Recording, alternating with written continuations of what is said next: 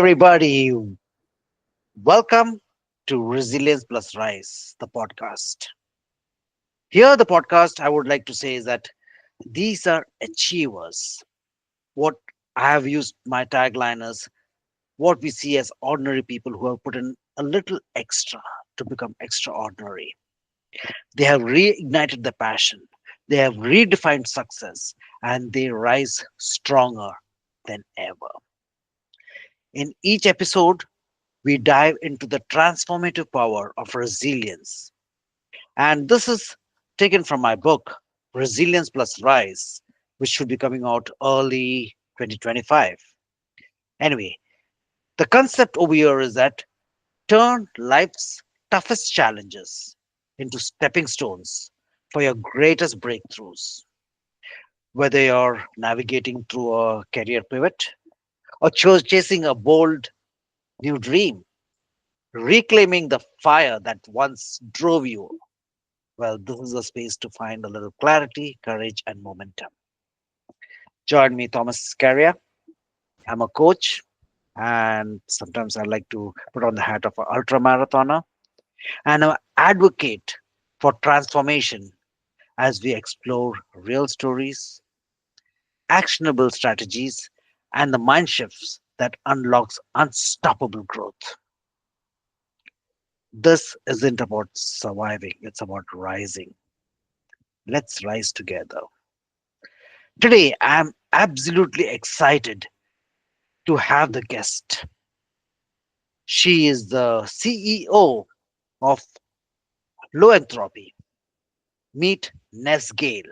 But before we can get into Ness, and I don't want to get more deep into about who Ness is all about because that's a surprise that you will be looking towards. But Low Entropy, as they say, is that they enhance the social and the economic well-being of vulnerable individuals across all cultures. There is a strong commitment in honoring the traditions and the perspectives of indigenous and multicultural communities. With this, let me be proud and invite Ness Gale. Hello, Ness. How are Hello. you? Yeah, I am great. Yeah, thank you so much for having me on your podcast, Thomas.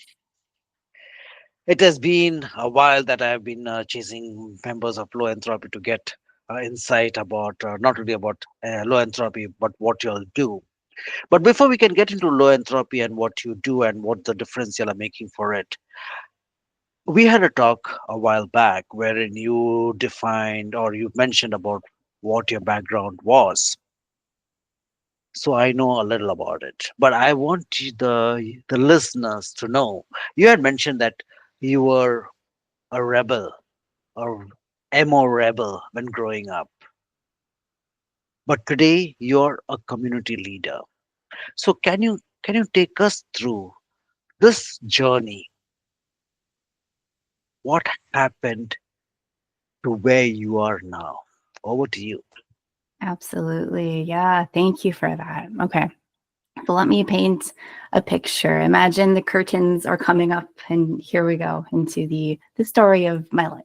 So um starting in I would say high school, I was very shy and academically focused. So I would go to school, I would learn, I would pay attention, I would always get my homework done and get the best grades that I could get for what I could do at the time. I attended all my classes, I had a good group of friends, and then something happened about maybe in grade 10 in high school where I just really started to question everything. I felt sad. I started going into depression. I felt very anxious. And looking back, I think it was because I didn't know where my place was. I didn't know Hmm. my purpose, and I felt like I didn't belong. Okay. So, uh, cue trips to Hot Topic to change my look and my attitude and all the things. And I became this teenager who was very angsty and angry and sad and just was like, I don't know what's going on with the world. And what's the point? Why do I exist? Why am I here? Why do I attend school? Why am I learning these things? So a lot of questions. Yeah, so it was definitely a tough time in my life. And through that, I started to skip class, my grades dropped, and my heart goes out to anyone else who has experienced that, because it's so hard to catch up once you start doing that. Because you go back to class and you have no idea what's going on because you can't follow. So it was really, really tough for me. I was depressed. I had suicidal thoughts. I was self harming. And it was actually during one of the times where I was skipping class. And I remember I was at the park because I didn't know where to go, couldn't go home either. And I was sitting there and I had this moment of clarity that gave me purpose. And Hmm. that moment was, instead of just thinking about myself and all the things I was going through and feeling, all of a sudden I went, oh, are there other people that feel this way? Are Hmm. there other youth who are going through this and feeling like they don't belong and they don't matter and they don't have purpose? And that just switched everything for me, because again, it was like, oh, I want to do something about that. And so that gave me purpose to move forward. So while still being kind of the emo rebel, whatever you want to call it, I had that look about me, but then I changed all of my energy into trying to create something with that, to give back, to help other people. I joined clubs at my school. I did a variety of different things to try and engage my community and be a part of something bigger. Um, so that was really huge for me, that pivotal moment. And since then, there's still been ups and downs in life, but I always think back to that because in your adolescence, those are your formative years. So those really um, pave the way for how you're going to be in the future. And what also stands out to me is when I graduated, some of my peers actually gave me a award. I don't know who it was, but I was presented with this little award at the end of the year, when we were graduating from grade 12, and it said, "First to save the world by helping others." And to me, that was just Wow. amazing. Yeah, such Okay. a like, wow. Mhm. Yeah, and that's really stuck with me. And the times in my life where I lose sight of my purpose, or I'm not sure anymore, or I have that sense of not belonging, I try and look back to that and have that be my North Star. To be like, no, this is they saw this in me too, and this is what I want to stick to and move forward to try and have a significant impact on the community. Beautiful. Here, I'm just struck by a couple of words which you mentioned. So you wanted to be a rebel. You started were doing things which you preferred, and that's where we talk the ego coming in, and Mm. ego has taken over your element. And when you're sitting in the park, suddenly you feel that there is a clarity that you need to walk towards. So moving from the cap of having the ego which is controlling your entire evidency, because ego tells you're the best in doing what you want to do, showing the world I'm doing this thing, so don't bother with me, and pivoting to be considered as a north star within your own light. How was the transformation? It again, maybe I don't want to generalize it. It would have been challenging or difficult. So what were the elements that you use to overcome those habits, to grow stronger, resilient? Absolutely. Yeah. And it wasn't a change like that. It wasn't that quick. So Hmm. that moment in the park, I think I chose a different path to go Okay. down or a different mountain to climb, if you will. And over 15 or so years, going through a lot of learning and growth and development at every stage in my life. And again, there's been a lot of ups and downs. So learning how to like deal with my own emotions, how to take care of myself, how to have better perspective on the world as well, and knowing that I'm on a journey. And Hmm. it's okay that I'm not at the destination yet, because that is not the point to be there. It's to be on the path towards that. And there's so many things that have really helped me and shape that as well. And, I talked about feeling like I didn't belong. Hmm. So meeting the people who I looked up to, who were mentors for me, who gave me guidance, that really helped a lot too, in terms of giving me someone to look at, to think, oh, I want to be like them, and I can get there. And then also building that community, so it's not just me, it is everyone, it's everyone together. And because I think it's so important to surround yourself with people who will empower you and uplift you in order to get to where you want to be. So a lot of those steps, because I don't think you can do it alone. I do think there's a lot of internal work, Hmm. and it needs to be done in community where you're always learning. Uh, that's fantastic that you had your own core belief that that's your calling. But again, we hear stories about youth, as you're talking about youth, who slide, not knowing where to go, and they get into unfortunate areas, whether it is substance abuse or the other things which is taking place. So sometimes they see it as a dark hole wherein they feel, okay, that's where their comfort is. Because we as humans, we always feel that where is our comfort? So at times, a lot of times, people take pain as that's a area which I'm aware about and I'm comfortable over there, and they refuse to come out.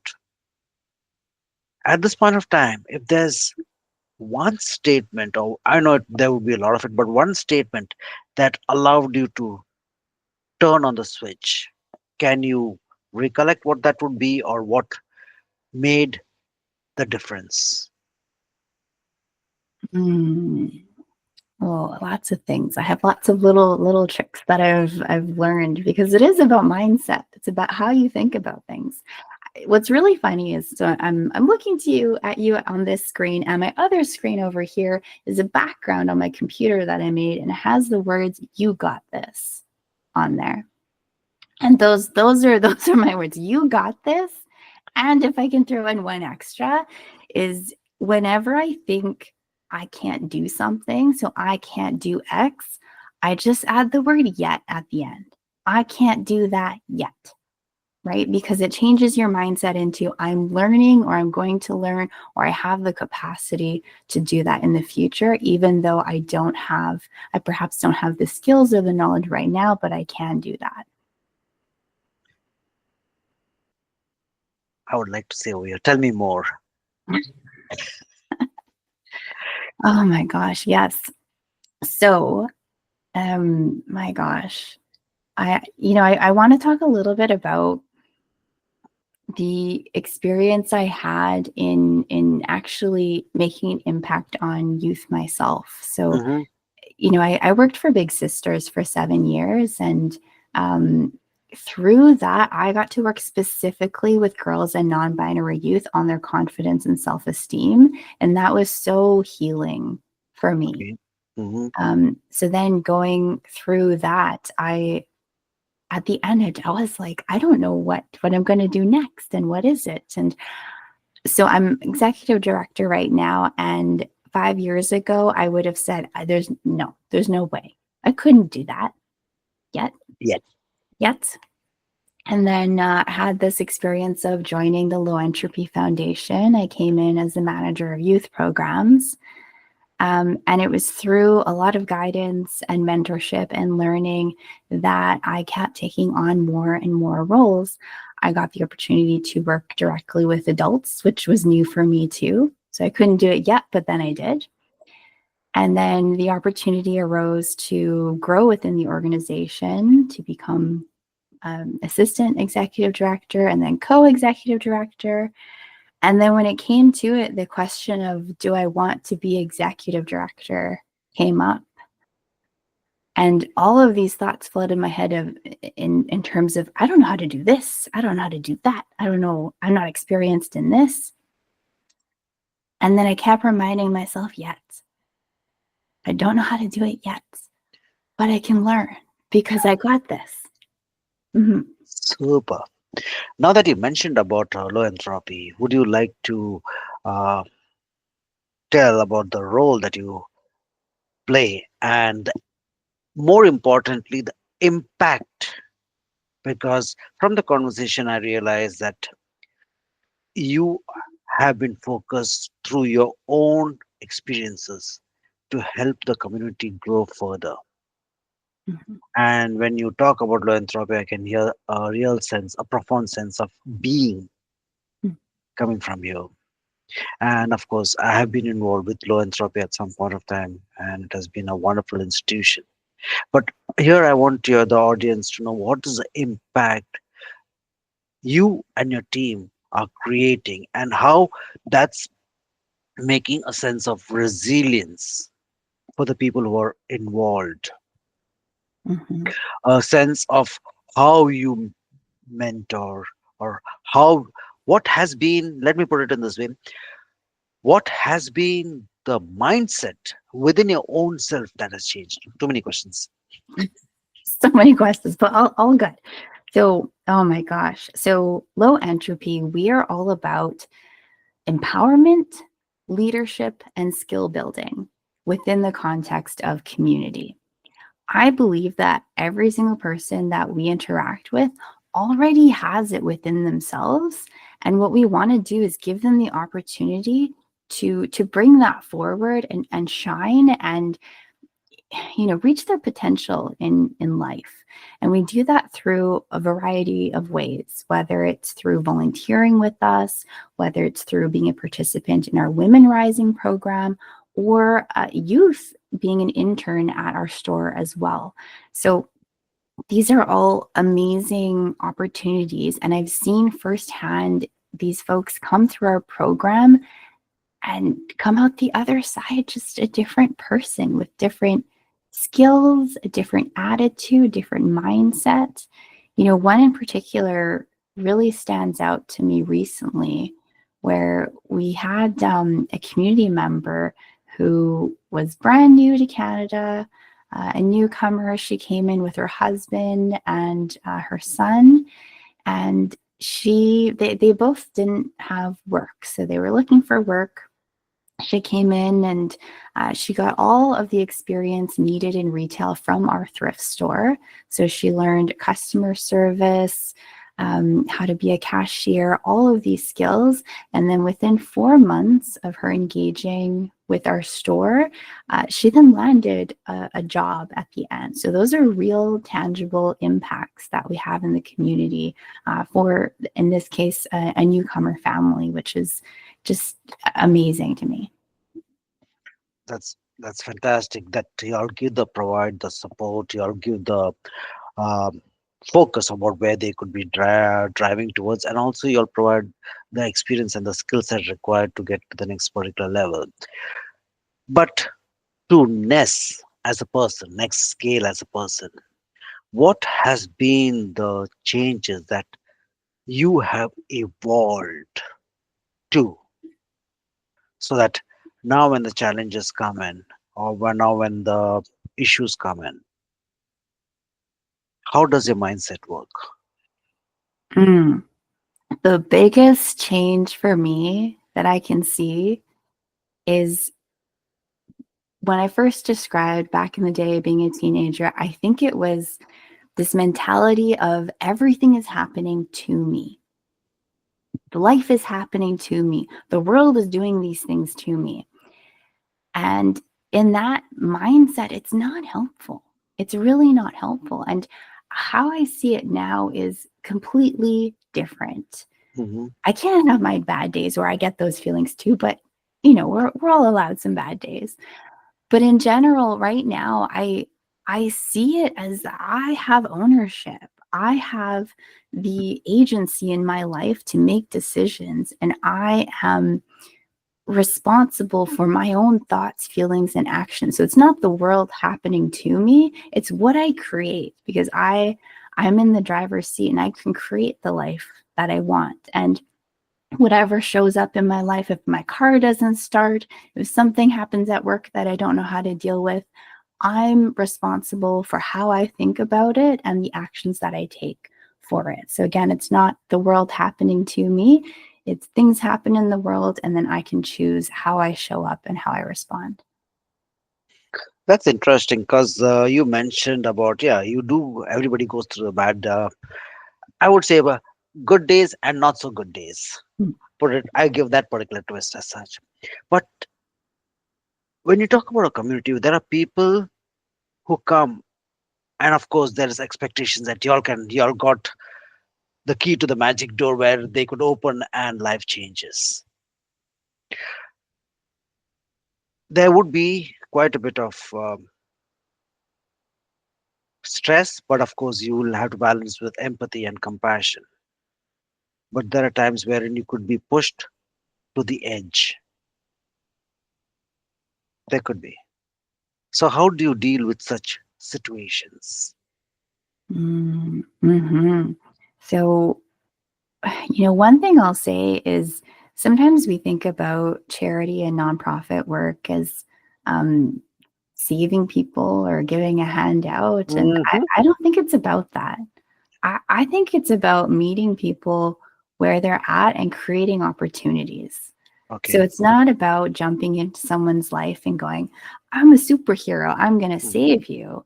It's let's build a relationship and let's create an opportunity for I you think to so. move. Can you just repeat about what you mentioned, or it stopped again? Oh, Okay, I think so. Now we are back. okay, we're back. Okay. Yeah, we are back. Okay, so Oh, there's something which is happening around, which is creating a kind of a lag from your side. okay, no worries. Well, I can switch to data here. Uh, Screens have been opened, or there's some messages which is coming in, which causes it to pause. But yeah, please continue because that was a very interesting point. Sure. Yeah. Um, Yeah, so I think it's about meeting people where they're at and creating the opportunity for them to grow and thrive, Okay, and be resilient. okay, cool.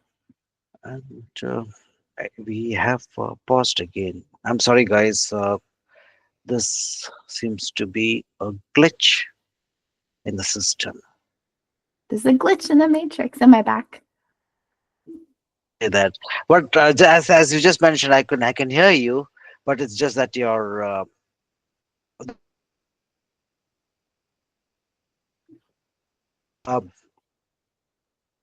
okay. One of the last questions. Can you hear me loud and clear?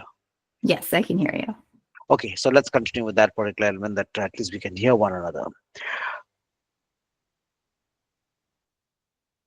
Just being mindful about the time which we are coming through. If there's something that you would like to tell, I'm not saying the word advise because advise is a very it's a incorrect word.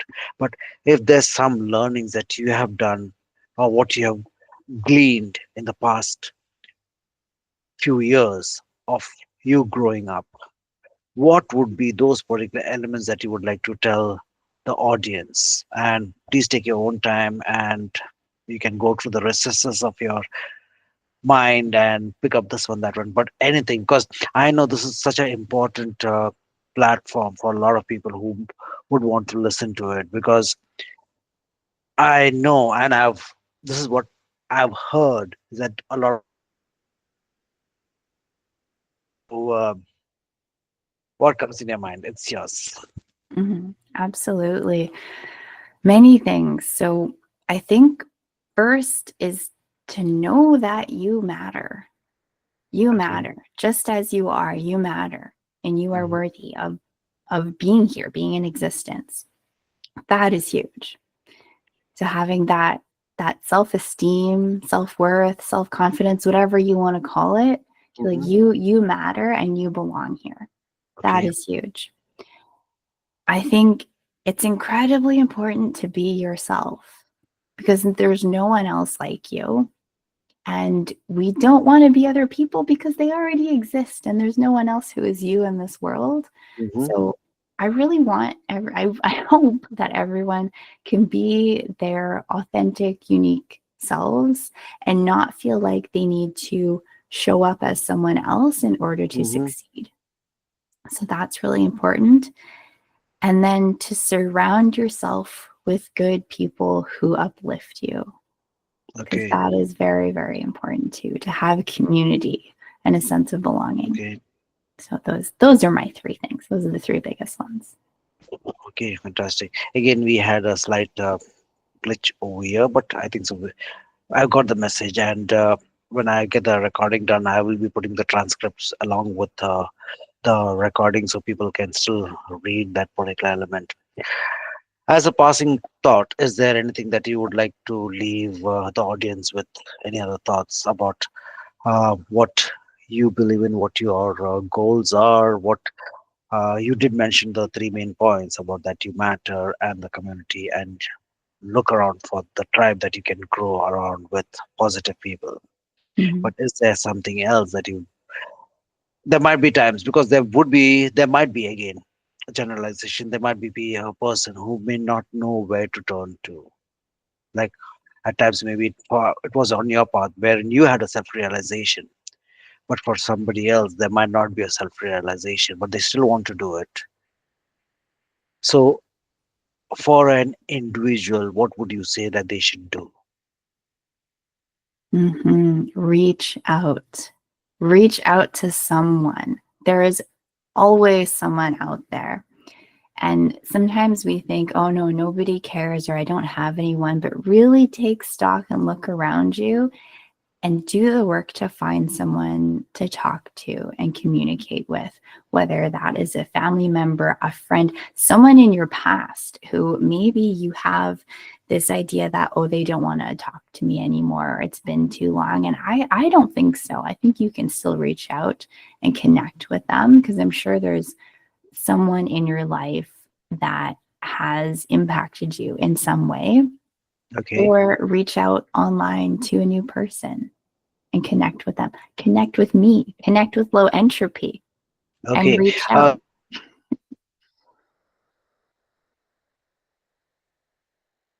and feel free because that's a beautiful place and a platform that you can reach out. I have known people who are not in North America but who have still reached out. When I used to volunteer my time with Low Entropy, I've had people who are not with the in North America but from Asia, Europe, Middle East, people would reach out to talk to find out what's happening around. So I will put on the link for Low Entropy, and also I'll be putting out the link for Ness also. And she can, if you'll go to Low Entropy, they would be directed to people around. Anyway, just thinking, looking at the time, we have come to the end of the session. Anything as the last words? I've asked you for last words, but is there something that comes to your mind at this point of time? Just thank you. And to everyone, you got this. Fantastic. So, guys, as I mentioned, you just met Ness, a wonderful person who has put in that extra from being ordinary, from just existing to living and thriving, being a community leader. Take a page out of her experience. She had her struggles, she had her challenges, but she worked through it, and today she is who she is. So if you believe you don't have it, say the word yet. And I'm sure there will be a light which comes up at some point of time. So, with this, I stop today's recording. Over and out, and best wishes.